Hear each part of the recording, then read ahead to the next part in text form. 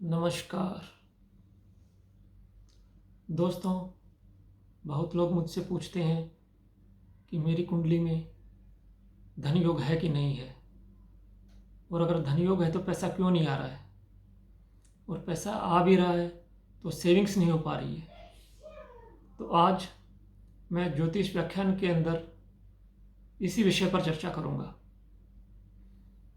दोस्तों, लगन से द्वितीय भाव, जो हमारा सेकंड हाउस होता है, वो धन भाव होता है, और 11th हाउस लाभ स्थान होता है। और जो पंचम स्थान और नवम स्थान होते हैं, ये दोनों त्रिकोण के भाव होते हैं, और ये दोनों लक्ष्मी स्थान भी होते हैं। अगर किसी भी तरह से second Lord, 11th Lord, 5th Lord और 9th लॉर्ड का संबंध बन जाए, चाहे वो युति द्वारा हो, चाहे वो राशि परिवर्तन से हो, और चाहे दृष्टि द्वारा हो, तो यह एक धन योग होता है। और जैसे ही इनमें से किसी ग्रह की दशा या अंतर्दशा आएगी तो ये योग एक्टिवेट हो जाता है और जातक को धन लाभ होता है। अभी मैं कुछ ग्रहों की प्लेसमेंट के बारे में चर्चा करूंगा जिससे कुंडली में धन योग बनता है। धन का कारक बृहस्पति देव होता है दोस्तों।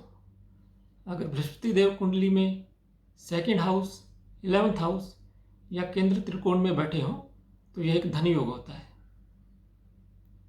अगर धन भाव का स्वामी सेकंड लॉर्ड धन भाव में ही बैठा हो तो ये एक धन योग है।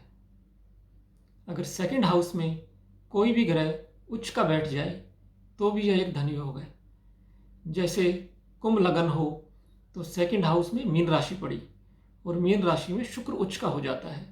अगर मीन राशि में शुक्र बैठ जाए तो ये एक धन योग है। अगर सेकंड लॉर्ड सेकंड हाउस पर दृष्टि देता है तो यह भी एक धन योग है। अगर लाभ स्थान का स्वामी 11th लॉर्ड 11th हाउस में बैठा हो तो यह एक धन योग है। अगर 11th हाउस में कोई भी ग्रह उच्च का बैठ जाए तो यह भी एक धन योग है। अगर 11th लॉर्ड 11th हाउस पे दृष्टि डाल दे तो यह भी एक धन योग है। अगर 11th हाउस का स्वामी केंद्र या त्रिकोण में बैठा हो तो यह एक धन योग है। अगर 11th हाउस का स्वामी उच्च का बैठ जाए यह भी एक धन योग है। इसी तरह से सेकंड हाउस का स्वामी अगर कहीं भी कुंडली में उच्च का बैठ जाए या केंद्र त्रिकोण में बैठ जाए तो यह भी एक धन योग है। धन भाव पर किसी शुभ ग्रह की दृष्टि हो तो यह भी एक धन योग बन जाता है दोस्तों। इसी तरीके से लाभ भाव पर भी अगर किसी शुभ ग्रह की दृष्टि हो तो यह भी एक धन योग है। अगर धन भाव का स्वामी और पंचम भाव का स्वामी राशि परिवर्तन करते हैं तो यह एक धन योग है। अगर सेकंड लॉर्ड और 9th लॉर्ड भी राशि परिवर्तन करते हैं तो यह भी एक धन योग है। अगर सेकंड लॉर्ड और 11th लॉर्ड भी राशि परिवर्तन करते हैं तो यह एक धन योग है। इसी तरीके से 5th हाउस का लॉर्ड और 11th लॉर्ड अगर राशि परिवर्तन करते हैं तो यह एक धन योग है। 5th लॉर्ड और 9th लॉर्ड अगर राशि परिवर्तन करते हैं तो यह एक धन योग है।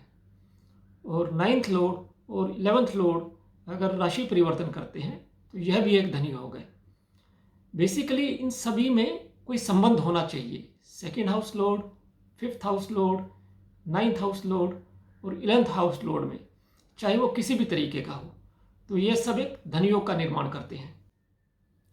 अभी मैं कुछ और योगों के ऊपर चर्चा करूंगा जो योग धन योग का निर्माण करते हैं। जैसे चंद्र और मंगल की युति कुंडली में अगर केंद्र या त्रिकोण में हो तो यह एक धन योग है। अगर केंद्र से उच्च भाव में शुभ ग्रह बैठे हों और वो पाप दृष्टि रहित हों तो यह भी एक धन योग है।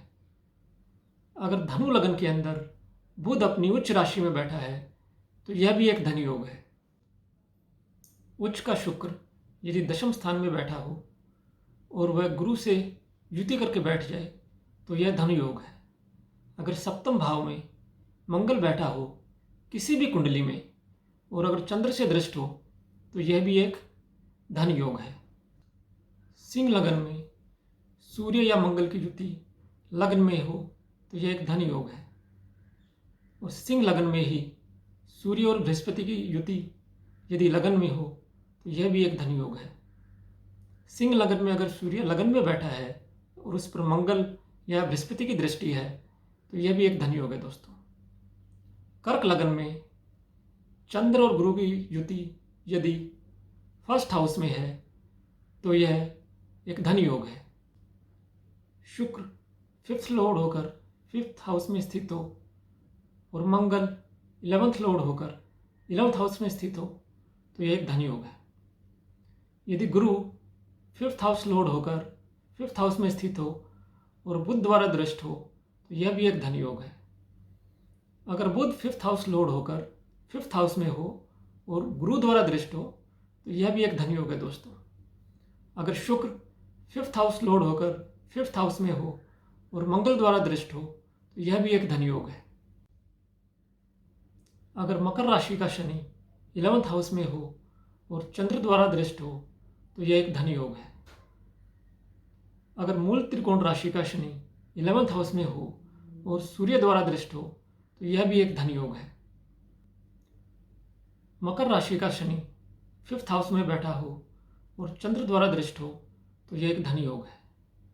इसी तरह कुंभ राशि का शनि यदि फिफ्थ हाउस में बैठा हो और सूर्य द्वारा दृष्ट हो तो यह एक धन योग है। धन भाव में यदि शुभ ग्रह उच्च राशि में हो तो यह एक धन योग है।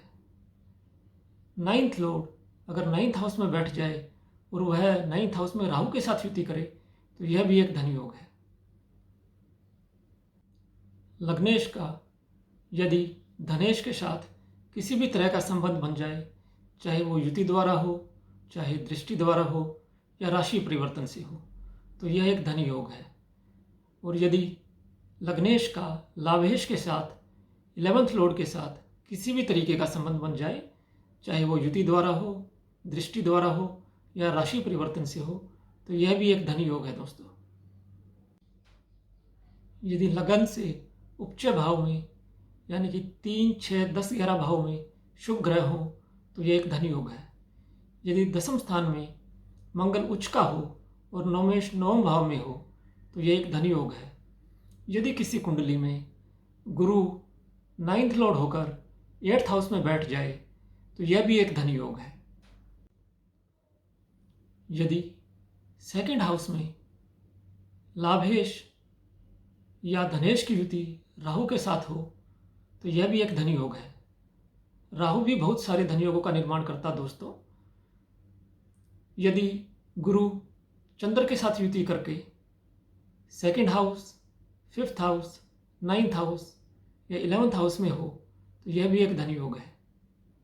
यदि धन भाव में धनेश मंगल से युक्त हो यह भी एक धन योग है। यदि चंद्रमा से उपचय भाव में शुभ ग्रह स्थित हो तो यह भी एक धन योग है। यदि मेष या कर्क लग्न में बृहस्पति 8th हाउस में हो तो यह भी एक धन योग है। यदि लाभेश शुभ कत्री हो तो यह एक धन योग है। यदि धनेश शुभ कत्री हो तो यह भी एक धन योग है। यदि 11th हाउस में अशुभ ग्रह बैठ जाएं पर वो बली हों, उच्च के हों तो यह भी एक धन योग है। यदि 4th हाउस लॉर्ड और 7th हाउस लॉर्ड युति करके 4th हाउस या 7th हाउस में बैठे हों तो यह भी एक धन योग है दोस्तों। यदि द्वितीयेश और अष्टमेश का राशि परिवर्तन हो तो यह एक धन योग है। और इसी तरीके से यदि 5th लॉर्ड और 11th लॉर्ड का भी राशि परिवर्तन हो तो यह भी एक धन योग है। अब दोस्तों बहुत लोग बोलते हैं कि मेरी कुंडली में तो बहुत सारे धन योग हैं पर मेरे पास तो पैसा आया नहीं। तो धन इस तरीके से नहीं आता दोस्तों, उसके लिए कुछ नियम तय किए गए हैं। एक तो अगर आपकी कुंडली में धन योग है, ज़्यादा धन योग है, तो आपके पास जो धन होगा वो आपके पिता से ज़्यादा होगा।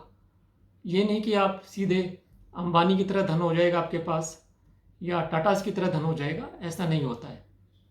दूसरा नियम ये है कि आपके पास जो धन आएगा वो जो ये ग्रह धन योग बना रहे हैं इनकी दशा या अंतर्दशा के अंदर ही आएगा। तो अभी आप इनको कैसे एक्टिवेट कर सकते हैं? तो जैसे इन ग्रहों की दशा या अंतर्दशा आती है तो आप उनके मंत्र जाप कर सकते हैं, उनकी पूजा कर सकते हैं। अगर कोई पाप ग्रह उनको पीड़ित कर रहा है दृष्टि डाल के तो उसका दान कर सकते हैं।